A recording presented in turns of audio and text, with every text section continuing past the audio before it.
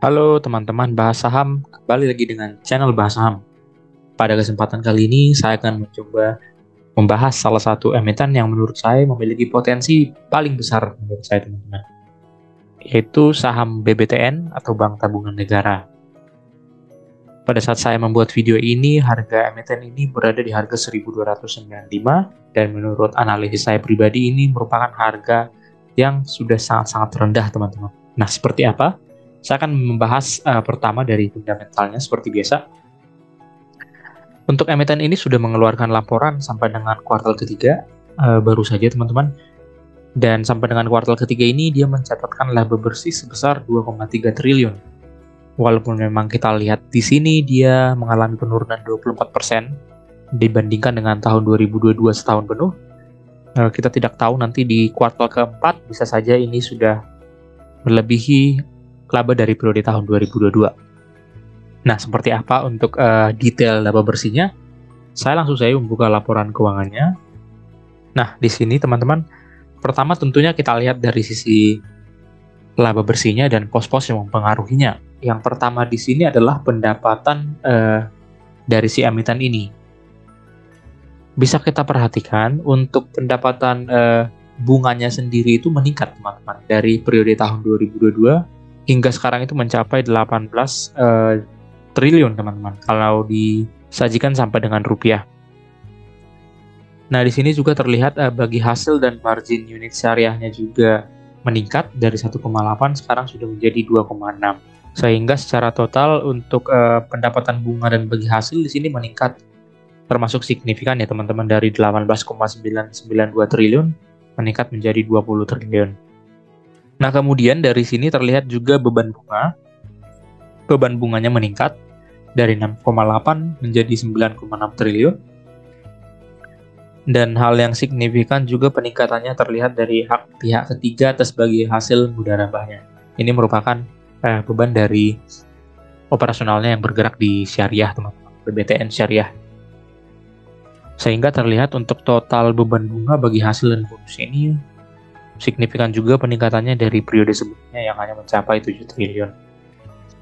Nah, kemudian faktor penting lainnya yang perlu diperhatikan dari sisi pendapatannya teman-teman, di sini ada keuntungan dari penjualan obligasi pemerintah mencapai 477 miliar. Di mana periode sebelumnya ini tidak ditemukan ya teman-teman. Berarti adanya penjualan obligasi ataupun obligasi yang sudah jatuh tempo. Atau bisa juga dialihkan atau dijual ke pihak yang lain sehingga mendapatkan keuntungan sebesar 477 miliar. Nah, seperti di sini kita lihat di beban lainnya terdapat kerugian dari penjualan obligasi di periode tahun 2022 di mana sekarang itu belum terjadi atau tidak terjadi teman-teman.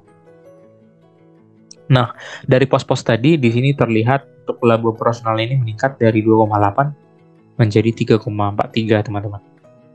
Dan setelah bersih dikurangi pajak, dia akan mendapatkan laba periode berjalan sebesar 2,3 triliun. Seperti yang tadi sudah kita input di Excel kita teman-teman.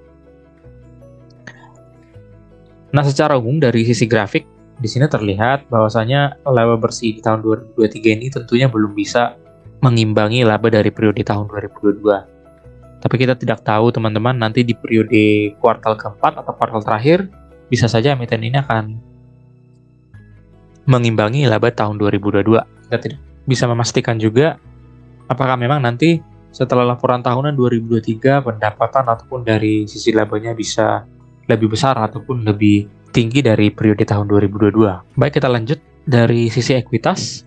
Dia mencatatkan ekuitas peningkatan signifikan hingga mencapai 12%. Ini merupakan bagus teman-teman karena dia mempertahankan ekuitasnya itu meningkat di atas 10% di 2 tahun terakhir. Walaupun memang secara rata-rata dia hanya mampu mencatatkan kenaikan ekuitas 2,99. Dari sisi nilai IPS-nya di sini mencapai angka 220 disetahunkan, memang masih lebih rendah dari periode sebelumnya. Ini akan dipengaruhi oleh seberapa besar pendapatan ataupun laba yang diperoleh di kuartal terakhir nantinya. Kemudian dari sisi utang, kita tahu ini emiten perbankan.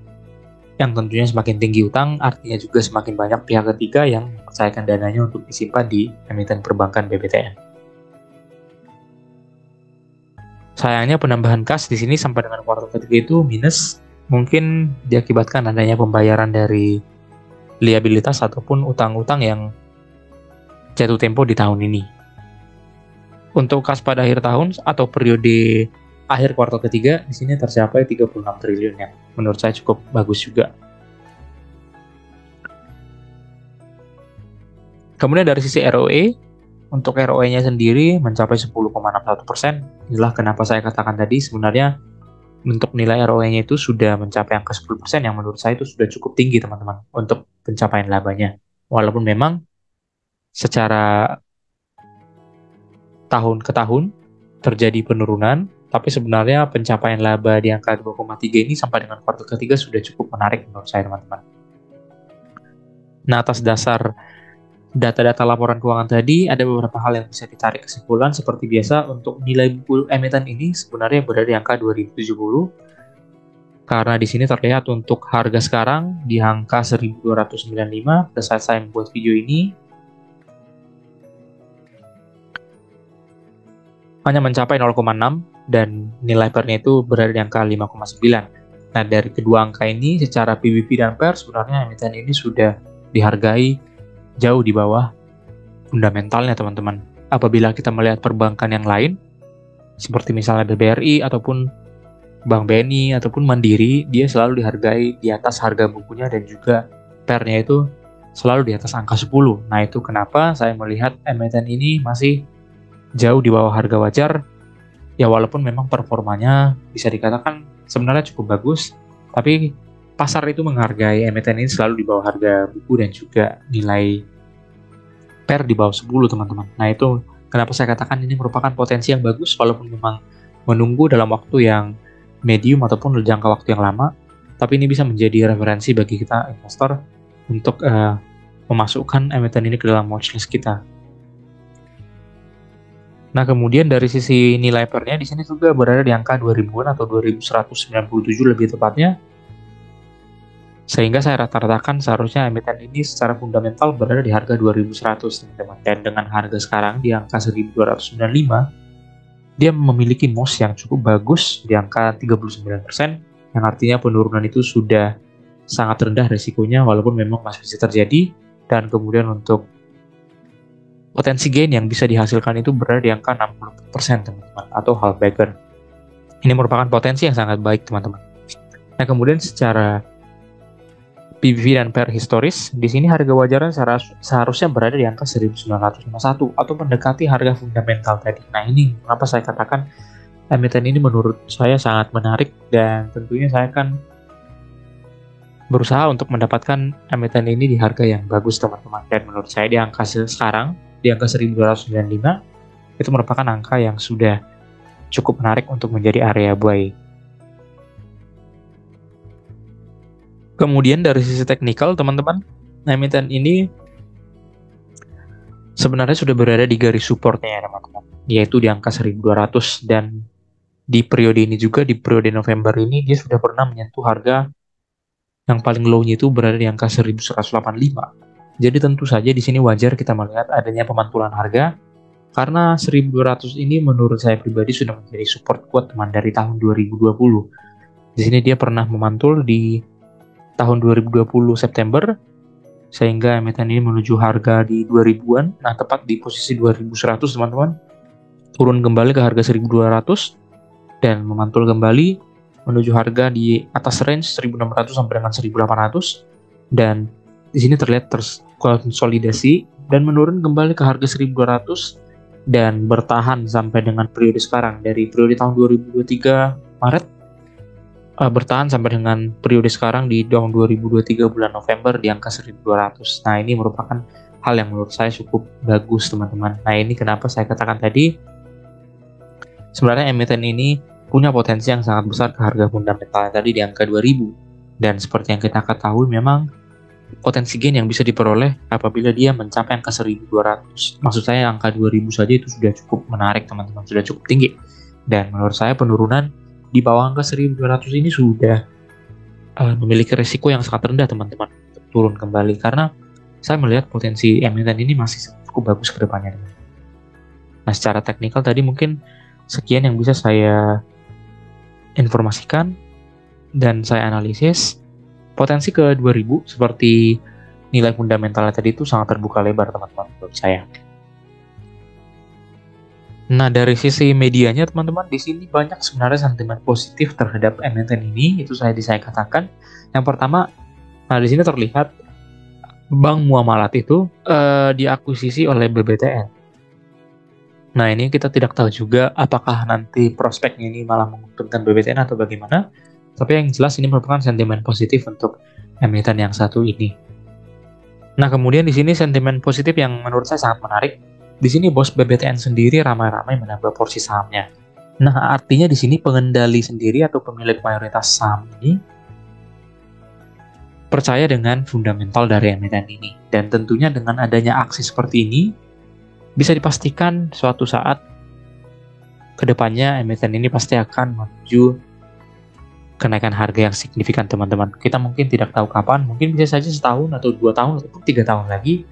Tapi yang jelas dengan adanya aksi seperti ini, saya yakin emiten ini kedepannya akan mendapatkan kenaikan harga yang signifikan. Karena tadi didukung dengan fundamental yang sebenarnya tidak bisa dikatakan jelek teman-teman. Karena dia sudah menghasilkan laba yang menyerupai laba dalam periode sebelumnya, dan bisa saja nanti akan meningkat lebih maksimal lagi di periode selanjutnya. Nah, kemudian ada isu yang menurut saya cukup menarik juga teman-teman. Yaitu di sini BTN ini memiliki anak usaha yaitu BTN Syariah, dan di sini banyak media yang menginformasikan bahwasanya BBTN Syariah nanti akan menjadi BBTN. Maksud saya menjadi bank syariah terbesar kedua setelah BSI, teman-teman. Nah, ini bisa saja terjadi, dan oleh karena itu akan setidaknya memiliki sentimen positif terhadap kenaikan emiten BBTN, teman-teman. Nah, di sini juga ada media yang menyatakan bahwasanya 2 bank syariah masuk radar akuisisi BTN. Bisa saja dengan masuknya 2 bank syariah ini, kemungkinan besar akan meningkatkan kinerja dari BTN Syariah ke depannya yang akan berkontribusi positif dan signifikan terhadap peningkatan laba dari keseluruhan BBTN. Karena di sini terlihat memang laba BTN Syariah itu meroket di atas 70%, yang artinya sangat signifikan kenaikan dari laba dari emiten dari BBTN Syariah ini, teman-teman. Nah, baik, mungkin sekian pembahasan saya mengenai emiten ini. Beberapa kesimpulan yang bisa diperoleh yaitu yang pertama, emiten ini masih memiliki potensi gain yang cukup tinggi ke depannya, teman-teman. Karena tadi di sini masih dihargai di bawah harga wajarnya, dan potensi harga secara fundamental ini berada di angka 2000-an, teman-teman. Dengan menuju harga ke sana saja kita sudah mendapatkan hal beggar potensi cuan dari emiten ini. Mungkin sekian teman-teman. Apabila teman-teman investor memiliki saran dan komentar, boleh di komen di kolom komentar. Dan jangan lupa klik like dan subscribe untuk majuin channel ini. Terima kasih.